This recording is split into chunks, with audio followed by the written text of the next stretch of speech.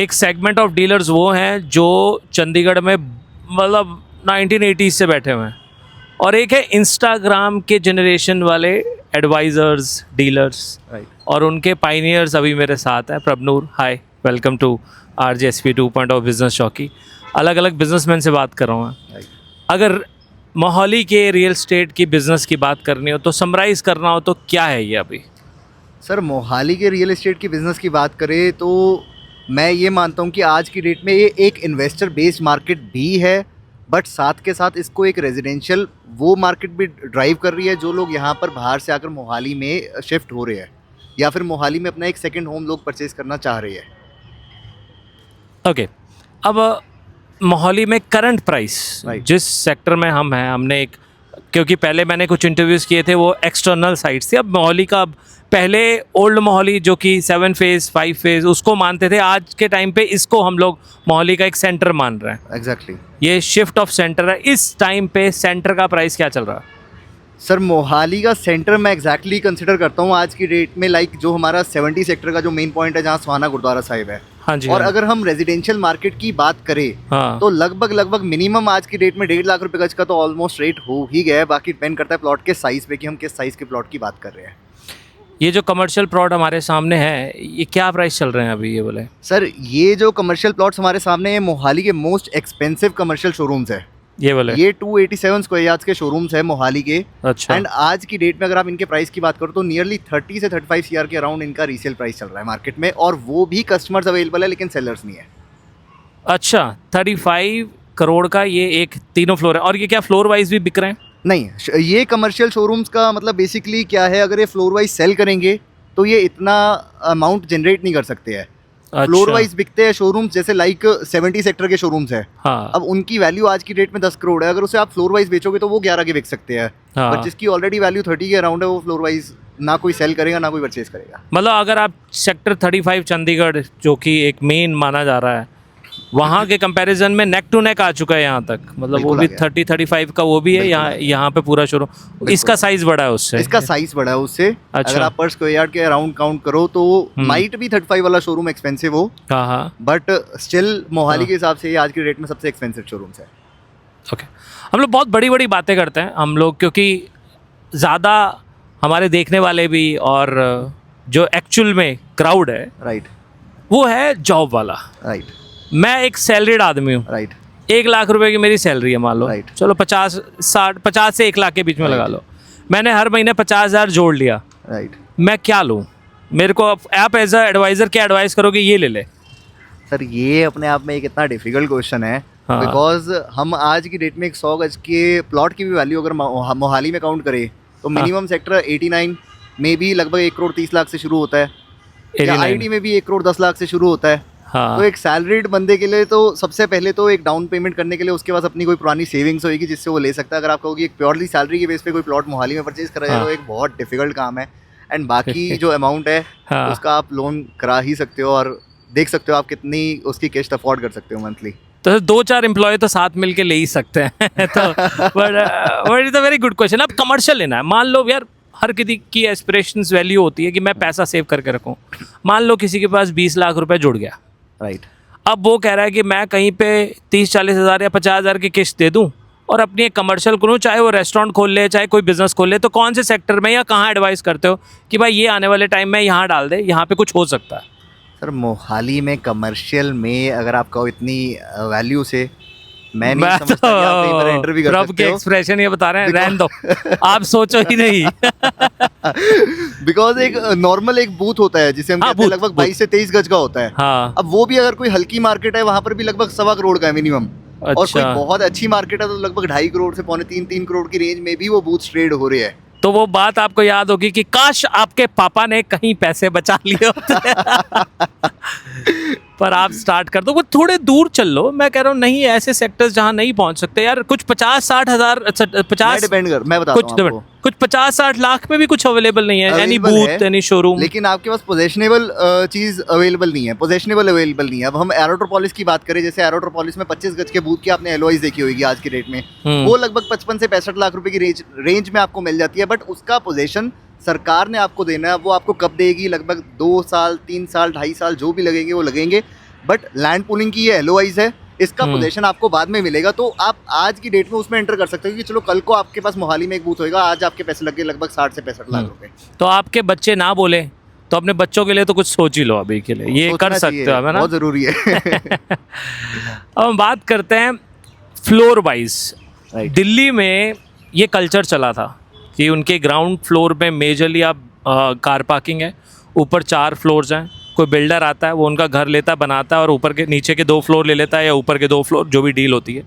पर मेरे ख्याल से दिल्ली को ऑर्गेनाइज करने में इस कल्चर ने हेल्प की। ये पंचकुला में भी बहुत चला था, फिर बीच में ये ट्राई सिटी में होल्ड हो गया। वो क्यों हो गया और उसका क्या फ्यूचर है अभी?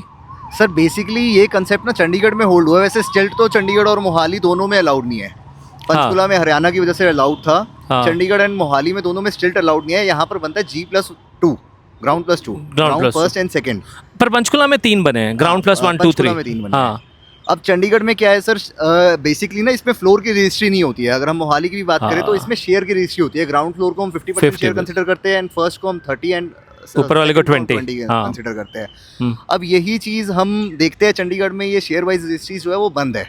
उसका रीजन क्या है कि सर वहाँ पर अगर हम देखें, हमने एक घर के 3 घर बना दिए और पार्किंग, अब एक वो 25 फुट का फ्रंट है अगर घर का, अब आपने उसके 3 घर बना दिए, हर एक के पास 2-2 कार्स है। अब 6 कार्स की पार्किंग उस एक घर के आगे, और ऊपर से वो रेजिडेंशियल एरिया भी थोड़ा टाइट है वहाँ का, तो गलियों में कितनी गाड़ियाँ आ जाएंगी। इशू है कि उस वजह से फिर रेजिडेंशियली क्वालिटी डाउन होती है। हाँ। अब मोहाली में आज भी अगर हम कहते हैं फ्लोर वाइज प्रॉपर्टीज बिक रही है रेजिडेंशियल, बट बिकती भी वो है जो या तो कोई फेसिंग पार्क है या फिर जिसके आगे पार्किंग अच्छी अवेलेबल है, लेकिन रजिस्ट्री उसकी भी शेयर वाइज के हिसाब से होगी, फ्लोर की रजिस्ट्री नहीं होती है। मतलब उसमें ये कंपलसरी नहीं है कि लिखा जाए कि आपका ये वाला फ्लोर है, आपका 30% है।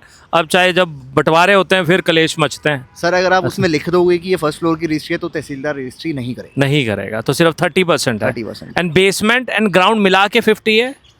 अगर आपने बेसमेंट बनाया तो बेसमेंट एंड ग्राउंड मिला के 50 है, अगर आपने नहीं बनाया तब भी ग्राउंड का 50 है। ग्राउंड का ही 50 है।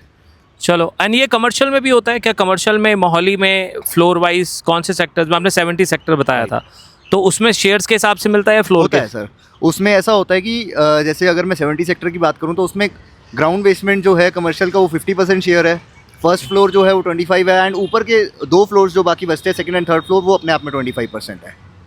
ओके, जैसे यहाँ पे basement, ground, first and second है, थर्ड नहीं है यहाँ पे। राइट। तो वही है, इसमें भी यहाँ पे 30, 20 एंड 50 ये यहाँ पे है।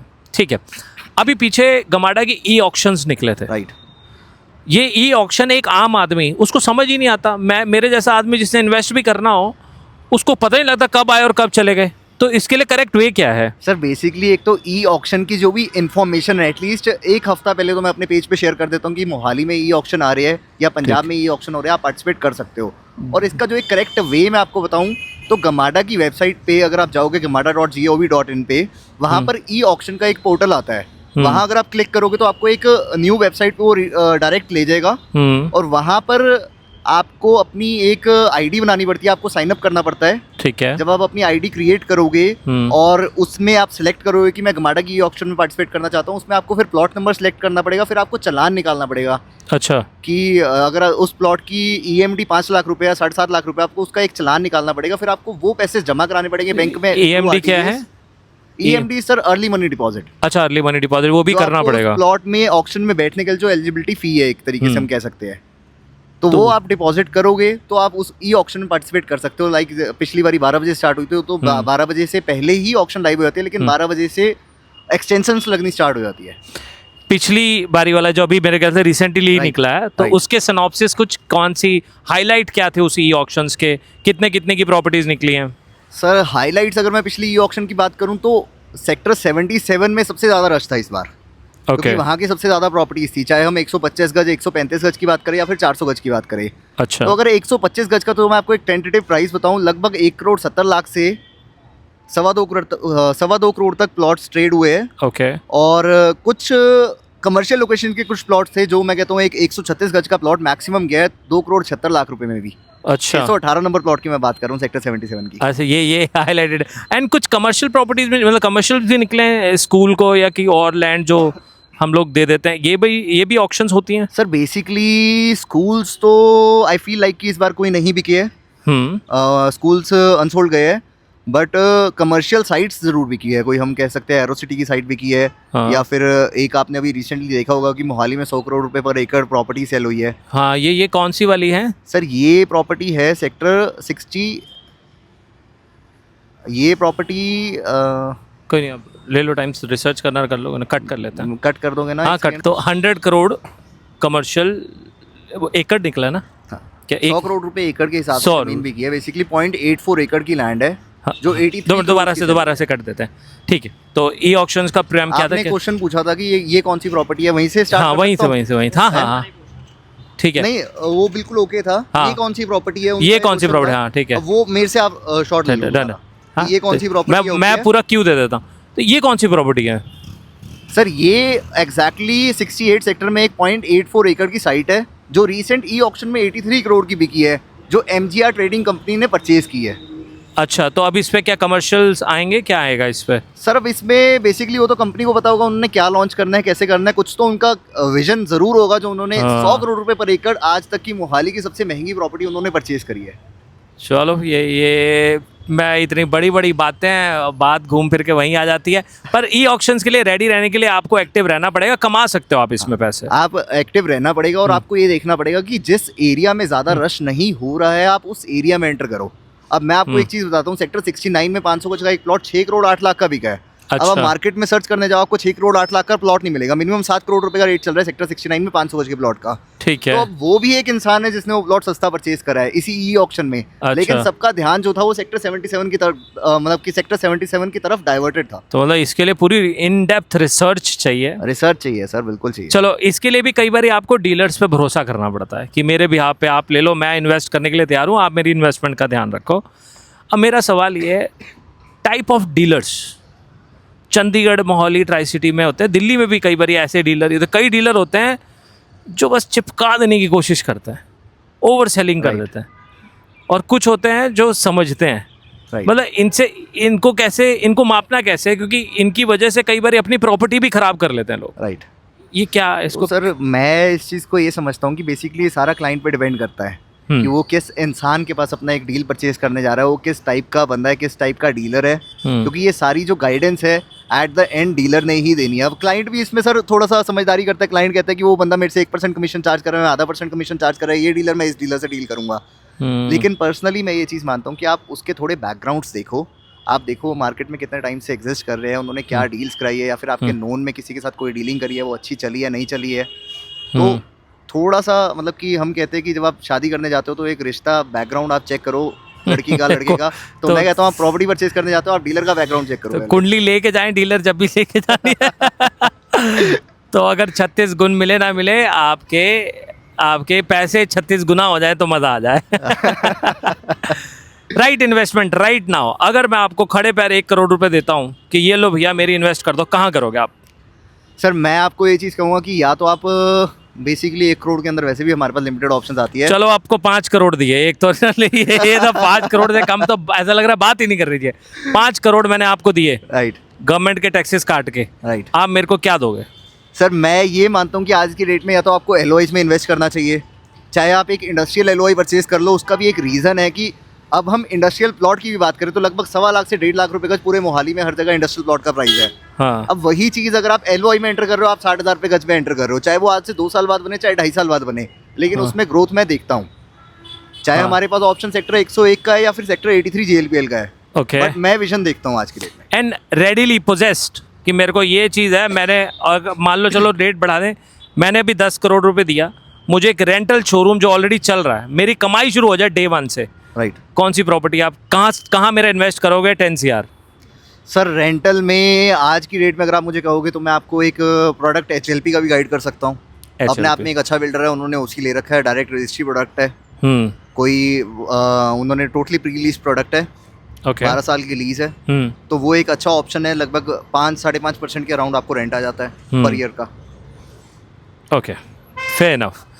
आज से 5 साल बाद 2025 चल रहा है, 2030, यही कहीं रील निकाल के एक बार मैं फिर शेयर करूंगा 5 साल बाद। 5 साल का हुलिया बता दो आप मेरे को, ये मोहाली का क्या होने वाला है? क्या ये मॉल जो है ये मॉल उतना कामयाब रहेगा 5 साल बाद? क्या सीन रहने वाला है 5 साल के मोहाली का? सर देखो 5 साल के बाद का हम ये कह सकते हैं, 5 साल बाद अब जैसे होमलैंड का ये एक मॉल है, हाँ। अब होमलैंड का एक और नया मॉल आ रहा है। आज की डेट में लगभग 15 एकड़ का पैच है इनके पास सेक्टर 75 में, अच्छा, इसी मेन रोड पे। ठीक है। तो हो सकता है कि आज से 5 साल बाद 6 साल बाद वो मॉल इससे भी ज़्यादा चल रहा हो। अच्छा, ठीक है, बिकॉज ठीक है। मैं ये मानता हूँ कि एक सिटी में एक टाइम पे 2 या 3 मॉल्स मैक्सिमम चल सकते हैं, चल सकते हैं। और मॉल से ज़्यादा फिर हाँ। भी मैं ये मानता हूँ कि एक हाई स्ट्रीट मार्केट का आज की डेट में कंसेप्ट है, लोग मार्केट में ज़्यादा विजिट करना पसंद करते हैं पर्सनली। तो हम लोग तो- सेंटर ऑफ मोहाली की भी बात कर रहे थे कि 7 फेज से अब थोड़ा सा हम इस साइड आ गए हैं। क्या आने वाले 5 सालों में हम थोड़ा इधर जाएंगे, इस साइड जाएंगे, मतलब टूवर्ड्स जीरकपुर वाली साइड जाएंगे, खरड़ वाली, ये बढ़ेगा आगे? सर आने वाले 5 साल बाद ना आप मोहाली के इस साइड भी जाओगे, आप मोहाली के उस साइड भी जाओगे, आप मोहाली के इस साइड भी जाओगे। बेसिकली मोहाली चारों तरफ से एक्सपैंड हो रहा है। अच्छा, अब हम आईटी साइड एरिया देखें, आज से हाँ। 5 साल बाद हम देखते हैं उस टाइम पे एक 5500 एकड़ की गमाडा की एरोट्रोपोलिस ऑलरेडी पोजेशनेबल होएगी, हाँ। तो वो अब एक अपने आप में एक अलग ही टाउन बन जाएगा। हम्म। हम इस साइड देखते हैं, एमआर तक आज की डेट में ही 108 109 तक मोहाली एक्सटेंड हो चुका है। हाँ, ठीक है, हम थोड़ा और आगे जाते हैं, अब PR9 हाईवे बन रहा है, वो आपको कनेक्टिविटी देगा मोहाली की रिंग रोड की। अच्छा, अब वो एरिया हम आज से देखें, यहाँ से लगभग 10 किलोमीटर का एरिया है, हाँ। वो सारा एरिया हम फ्यूचर मोहाली में काउंट कर सकते हैं। ओके। एंड रेजिडेंशियल का क्या हाल होगा अगले 5 सालों में? सर रेजिडेंशियल बिल्डिंग्स आएंगी और 15 रेजिडेंशियल की बात ऐसी है, रेजिडेंशियल की बात ऐसी है कि आज की डेट में जितने अब नए प्रोजेक्ट्स आ रहे हैं, हाँ, एरोट्रोपोलिस के बाद अब जितने प्रोजेक्ट्स आ रहे हैं, लैंड इतनी एक्सपेंसिव है कि सारे प्रोजेक्ट्स अब हाई राइज में आ रहे हैं। फ्लैट्स आएंगे। प्लॉट्स जितना मैं मानता हूँ, प्लॉट्स जितने थे, जितने प्रोजेक्ट्स आने थे, ऑलमोस्ट आ चुके हैं। आ गए हैं। अब इसके बाद या तो इंडस्ट्रियल प्लॉटिंग रह गई है या फिर हाई राइज रह गई है। High तो rise। अगर प्लॉट्स की और सप्लाई नहीं आएगी और हाँ। डिमांड रहेगी तो प्लॉट्स के प्राइस बढ़ेंगे। आने वाले 5 सालों में प्लॉट के 100% प्राइसेस बढ़ने वाले हैं। बिल्कुल। एंड फ्लैट का क्या रहने वाला है जिन्होंने फ्लैट्स में इन्वेस्ट किया? सर बेसिकली ना ये चीज़ दोनों साथ साथ चलती है कि अगर प्लॉट्स के प्राइसेस बढ़ेंगे तो ऑब्वियस ही बात है फ्लैट्स भी राइज करते हैं, लेकिन प्लॉट्स मैं पर्सनली ये मानता हूँ कि थोड़ा एक हायर रेट से इंक्रीज होते हैं, फ्लैट्स भी इंक्रीज होते हैं लेकिन उससे एक थोड़ा लोअर रेट पे इंक्रीज होते हैं। ओके। हम लोग बात कर रहे थे इन्वेस्टमेंट्स की, छोटे छोटे बूथ की। रीसेल की मार्केट कैसी है? रीसेल सबसे बढ़िया इस टाइम पे क्या, कहाँ मिलती है चीज़, उसके लिए क्या तरीका होता है, how to get into connected, कैसे रहें रीसेल? सर रीसेल की अगर मैं बात करूं तो आज की डेट में मैं सबसे इजी रीसेल प्रॉपर्टी को करना मानता हूं सेक्टर 88-89 में। आपके पास कोई 88-89 में प्लॉट है, आप उसे मार्केट प्राइस पे निकालो, वो सबसे पहले बिकता है। और क्या चीज़ थी? बस यही एक मेरे को और सवाल आया था। कई बार देखते हैं लोग हाईवेज में इन्वेस्ट करना प्रेफर करते हैं कि हाईवे के साइड पे ले लिया। अब तो पहले तो कुछ भी नहीं होता था, जब से ये जग्गी खुला है अपने राइट, नवा शहर के पास, आप देखो तो धीरे धीरे और बहुत सारी ऐसी चीज़ें आ रही हैं कि वो हाईवे के पास ले लेते हैं, देन भाई KFC इन मैकडी वालों से बात करके एक आधा उनका शोरूम डाल दिया। इस पे इन्वेस्ट करना, do you advise such investments? मैं ये मानता हूँ कि अगर कोई प्रोडक्ट हाईवे पे है, जो मैं पर्सनली मानता हूँ, देखो हर एक का एक अपना विजन हो सकता है, जो मैं पर्सनली मानता हूँ कि अगर कोई मार्केट बन रही है वो सिर्फ और सिर्फ हाईवे के बेस पे ना चलाई जाए, उसमें एक जो नियर बाय एरिया की कोई रेजिडेंशियल डेंसिटी वो भी अगर इन्वॉल्व हो तो उस मार्केट के चलने के ज़्यादा चांसेस है। वेरी लॉजिकल पॉइंट कि अगर आपके उसके पास रेजिडेंशियल नहीं है, ना रिस्क लो, क्योंकि कभी गवर्नमेंट ने रास्ता उसका कोई शॉर्टकट निकाल दिया तो आपके पैसों का भी शॉर्टकट हो जाएगा। ये होएगा सर, ये एक्चुअल में जो आपने शॉर्टकट वाली बात बोली है, जैसे अब ये मोहाली की रिंग रोड बनेगी, तो अब जिस पॉइंट पे ये रिंग रोड जाके कनेक्ट करेगी, उससे पहले का जो पॉइंट होएगा, लाइक अगर हम कह ले कि ये खरड़ से चंडीगढ़ यूनिवर्सिटी वाला हम पार्ट कह ले, तो जब वो रिंग रोड जहाँ से क्रॉस करेगी, बेसिकली ट्रैफिक तो सारा रिंग रोड से डाइवर्ट हो जाएगा। उससे पहले का कोई अगर हम कह सकते हैं कि भाई कमर्शियल है, उसके प्राइसेस में डेफिनेटली फर्क आना चाहिए मेरे हिसाब से। तो 2 सवाल मेरे। एक सबसे पहला, एक बारी रिंग रोड को इजीली एक्सप्लेन कर दो। हर डीलर से मैं बात करता हूँ, वो मेरे को रिंग रोड समझाने की कोशिश करता है, मेरे ऊपर से निकल जाती है। सिंपल अक्षरों में रिंग रोड क्या है और कहाँ से कहाँ तक जा रही है? मोहाली आज की डेट में सबसे ज़्यादा हम ट्रैफिक देखते हैं, ये चल रहा है PR7 रोड पे। यही वाली। एक्चुअल में ये जो ट्रैफिक है ना, हम इतना ट्रैफिक देखते हैं, शाम को 6 बजे हम निकल नहीं सकते हैं। हाँ, ये जो ट्रैफिक है ना, ये टोटल 4 रोड्स पे डाइवर्ट होना है। PR7, PR11, PR8 and Mohali की रिंग रोड, जो PR9 से PR1 की कनेक्टिविटी देगी। तो अब हम इस चीज़ को अंडरस्टैंड करते हैं। तो मैं जलंधर से आ रहा हूँ, लांडरा पहुँच गया, अब ये रिंग रोड कहाँ है? मैं आपको सारा कुछ समझाता हूँ। हाँ। बेसिकली PR11 PR8 तो इसके पैरेलल हो गई। ठीक अब है। रिंग रोड क्या है, जो हमने IT सिटी वाला जो अपना ये जो एरो सिटी का चौक है, हाँ इस चौक से जब हम स्ट्रेट अवे जाते हैं, हाँ। आगे अंडरपास से हमने PR1 की कनेक्टिविटी हमें वहां से मिलेगी। ठीक अब है। वही रिंग रोड हमें एक लांडरा रोड पे, उस पे अपना सरहंद रोड पे डाइवर्ट करेगी। ठीक वही है। रिंग रोड हमें आगे चंडीगढ़ यूनिवर्सिटी के पास लुधियाना रोड पे डाइवर्ट करेगी। ठीक और है। वही रिंग रोड हमें आगे रोपड़ पे डाइवर्ट करेगी एक रोड। हाँ और वही रिंग रोड हमें डायरेक्टली बद्दी की तरफ ले जाएगी। तो अगर हम ये देखें, मोहाली के बाहर एक टोटली एक सी बन गया, हाँ। जो पूरा मोहाली क्रॉस करते हुए मोहाली के नियर बाय की जो 4 सड़कें हैं उस पे मोहाली का ट्रैफिक डाइवर्ट कर रही है। मेरे को कुछ टाइम के लिए लगा मेरे मैथ्स के टीचर दोबारा मुझे समझाने की कोशिश कर रहे हैं, जब बनेगी तब देख लूँगा मैं। एनीहाउ, सो ये हम लोग का बड़ा फैक्चुअल बात है कि रिंग रोड आएगी और हम लोग एक्सपैंड करेंगे, रियल एस्टेट की बढ़ेगी। डीलर्स का अभी बिजनेस कैसा चल रहा है? क्या वो बात है जो पहले थी? सर, आज की डेट में डीलर्स की मार्केट में ना एक तो कंपटीशन बहुत ज़्यादा आ गया है। हाँ हाँ लेकिन मैं ये मानता हूँ कि जो क्लाइंट्स आपने कमाए हैं ना पिछले 5 साल में, पिछले 8 साल में, हाँ। वो आज भी आपको चूज़ करते हैं। तो मैं पर्सनली ये मानता हूँ कि ये डीलर टू डीलर वैरी करता है। किसी के पास बहुत ज़्यादा बिजनेस है और किसी के पास मैं कहता हूँ कि महीने की एक डील भी एग्जिस्ट नहीं करती है। तो ये इंस्टाग्राम के जो डीलर्स हैं वो बेटर कर रहे हैं जो ट्रेडिशनल डीलर है उनसे? सर बेसिकली मोस्टली तो मैं आपको बोलूँ कि अब हम भी ट्रेडिशनल डीलर्स हैं। अच्छा, लेकिन आपके पेरेंट्स ट्रेडिशनल है और आप इंस्टा कॉम्बिनेशन बन गया आपका था। लेकिन अच्छा। हमने कॉम्बिनेशन बना दिया कि अब ये हमने वो चीज़ को इंस्टाग्राम पे भी ले आया है। चलो ये अच्छी बात है, हर चीज़ न्यू जनरेशन आती है और कुछ नया लेके आती है। डीलर महीने का क्या कमा लेते हैं?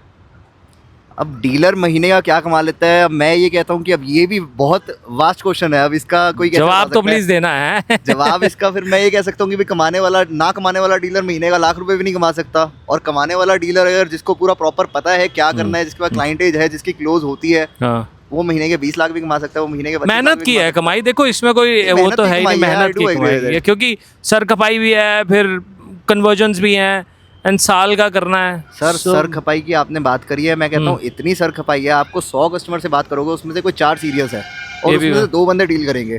अब जो बाकी आपने 100 से बात करी है वो आपकी सर खपाई है। मेहनत है सर, ये मेहनत देखो है। मेहनत रंग लेके आई है BMW मेहनत रंग लाती है तभी आती है। एंड मैं मानता, देखो मैंने जब इंस्टाग्राम पे देखना शुरू किया ना, मैं इतना इम्प्रेस्ड हुआ ना राइट। कि यार यंग बंदा 20, यू सेड 27 राइट, यू 27, मेरे को लगा, और जिस तरीके से आप बात करते हो मैच्योरिटी दिखती है, वहाँ से पता लगता है कि यार ये है। और आने वाला जनरेशन, मतलब आप मेहनत करने वाले होना चाहिए, आप अपने शोरूम बना सकते हो, पर जॉब में रहते हुए मुश्किल सा लग रहा है मुझे। बेसिकली हर एक का मतलब अब सारी ही अगर निकल के हाँ। बिजनेस करने लगे तो फिर जॉब कौन करेगा? ये भी बात सही है, आप सही बिजनेस है। कर रहे हो तो आपने किसी को तो जॉब प्रोवाइड करी है। ये भी बात सही है, और टाइम की बात है। मेरे ख्याल से 10 का साल जॉब कर लो, फिर उसके बाद अपने बिजनेस पे आ ही जाया करो। हाँ, नहीं वक्त है बेसिकली। वक्त है। नाइस टॉकिंग टू यू, मजा आया मुझे। एक बारी फिर हम लोग डेफिनेटली इंटरव्यू करेंगे और वो 5 साल वाली बात भी याद रखेंगे। Thank you, nice meeting you. ठीक है, thank you so much, thank you so much.